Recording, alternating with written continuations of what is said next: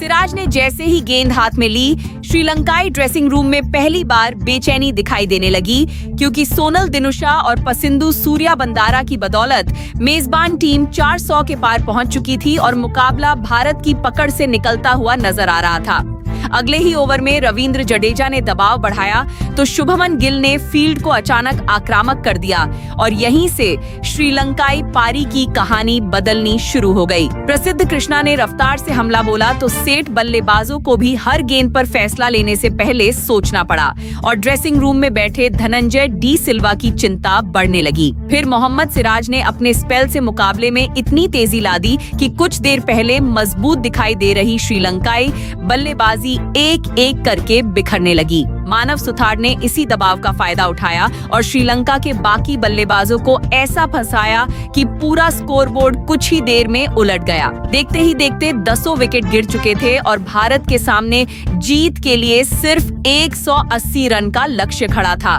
लेकिन तभी बारिश ने मैच को रोककर एक नया सस्पेंस पैदा कर दिया। बारिश के बाद यशस्वी जायसवाल मैदान पर उतरे तो उनका अंदाज बिल्कुल बदला हुआ था और शुरुआती गेंदों से ही साफ हो गया कि भारत मैच को 5वें दिन तक खींचने के मूड में नहीं है। दूसरी तरफ ऋषभ पंत ने क्रीज संभालते ही आक्रमण का ऐसा रास्ता चुना कि श्रीलंकाई फील्डर बाउंड्री पर पहुंचते पहुंचते सिर्फ गेंद को जाते हुए देखते रह गए। अगले 20 मिनट में रन इतनी तेजी से आए कि कुछ देर पहले तक मुश्किल नजर आ रहा लक्ष्य अचानक भारत की मुट्ठी में दिखाई देने लगा और श्रीलंकाई खेमा फिर से दबाव में चला गया। ड्रेसिंग रूम में केएल राहुल और देवदत्त पडिक्कल हर बड़े शॉट के साथ उत्साहित नजर आए, जबकि मैदान पर यशस्वी और पंत हर ओवर के साथ जीत का रास्ता और छोटा करते चले गए। चौथे दिन की कहानी सोनल पसिंदु की बड़ी साझेदारी से शुरू हुई थी, लेकिन अंत आते आते सिराज, प्रसिद्ध, जडेजा और मानव सुथार के पलटवार के बाद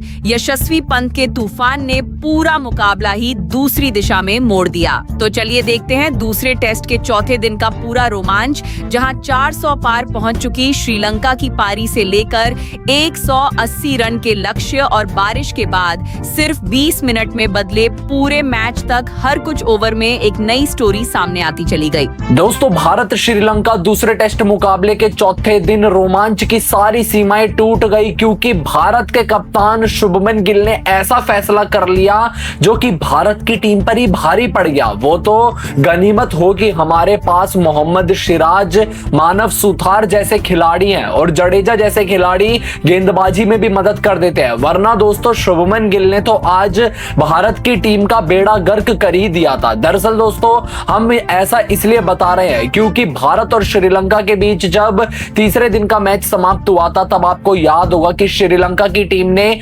265 रन बनाए थे 8 विकेट के नुकसान पर, और उस टाइम पर सोनल दिनुशा 85 रन बनाकर खेल रहे थे और लाहिरू कुमारा 8 रन बनाकर नाबाद थे। अब दोस्तों 265 रन से आगे खेलने के लिए आज जब चौथे दिन के मुकाबले में श्रीलंका की टीम उतरी तो उम्मीद यही बरकरार लग रही थी कि श्रीलंका जल्दी आउट हो जाएगा और भारत फॉलो ऑन तो देगा। लेकिन दोस्तों, आज श्रीलंका को आउट करने में ही भारत की पूरी हेकड़ी निकल गई, क्योंकि हमारे गेंदबाज यहाँ पर ना तो सोनल का विकेट ले पा रहे थे ना लाहिरू कुमारा का। लेकिन दोस्तों, जैसे तैसे करके सोनल अपना शतक बनाने के बाद 103 रन बनाकर आउट हुए, और वो भी भला हो सारांश जैन का कि ये विकेट भारत को मिल गया। और फिर यहाँ पर लाहिरू कुमारा 12 रन बनाकर आउट हुए, जिस वजह से श्रीलंका की टीम 290 रन पर ही ढेर हो गई। तो इस तरह से भारत की टीम को 213 रन की बढ़त हासिल हुई। लेकिन दोस्तों, अब ये 213 रन की बढ़त भारत के कप्तान शुभमन गिल को लग रहा था कि हम श्रीलंका की टीम को फॉलो ऑन करने का मौका देंगे तो श्रीलंका जल्दी अपने विकेट गवाएगा दबाव में आकर। लेकिन दोस्तों, अब यहाँ से शुरू होती है मैच की असली वारदात कि आखिरकार शुभमन गिल का फैसला क्यों गलत था। क्योंकि दोस्तों, जब लाहिरू उडारा और कामिल मिशारा पारी की शुरुआत के लिए आए तो लाहिरू उडारा 3 रन बनाकर आउट हो गए। हालांकि मोहम्मद सिराज ने आते से ही विकेट ले लिया। उसके बाद दोस्तों, मोहम्मद सिराज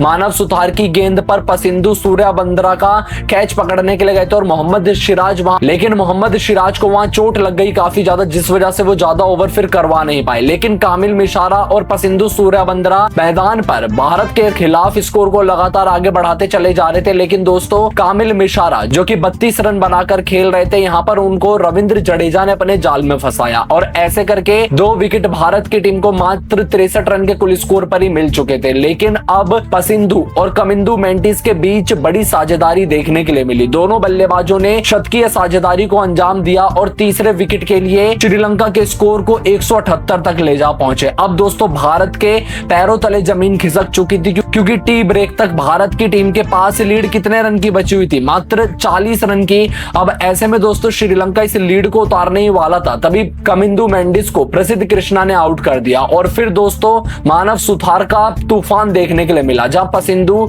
इस मुकाबले में लगातार भारत की टीम पर दबाव बना रहे थे और अपने शतक के एक बार फिर से नजदीक पहुंच चुके थे। 92 रन बनाकर खेल रहे थे, लेकिन यहां पर पसिंधु को अपने जाल में मानव सुथार ने फंसा लिया। यहां पर मानव सुथार ने उन्हें 92 रन पर आउट किया और इसी के साथ मैच यहां से पलटा। फिर पसिंधु के आउट हो जाने के बाद धनंजय डी सिल्वा का भी विकेट गिरा, 23 रन बनाकर वो भी आउट हुए और इस तरह से श्रीलंका की टीम ने टी ब्रेक के बाद अपने 5 विकेट गंवा दिए थे 212 रन के कुल स्कोर पर। लेकिन दोस्तों यहां से फिर निरोशन डिकवेला और सोनाल मैदान पर टिके हुए थे, लेकिन यहां पर निरोशन डिकवेला को सारांश जैन ने फंसाया और फिर सोनल और केशरा नुवांथा ने यहां पर श्रीलंका को बचाने का काम किया। लेकिन दोस्तों तब तक 6 विकेट श्रीलंका के जा चुके थे। श्रीलंका की टीम अब इस मुकाबले में काफी ज्यादा पिछड़ती हुई नजर आ रही है। बाकी चौथे दिन का यह था पूरा मुकाबला। आप सभी की क्या राय है इस मैच के बारे में जानने के बाद, और आपको क्या लगता है भारत की टीम इस मुकाबले को जीतेगी? कमेंट करके जरूर बताइएगा। जय हिंद, जय भारत।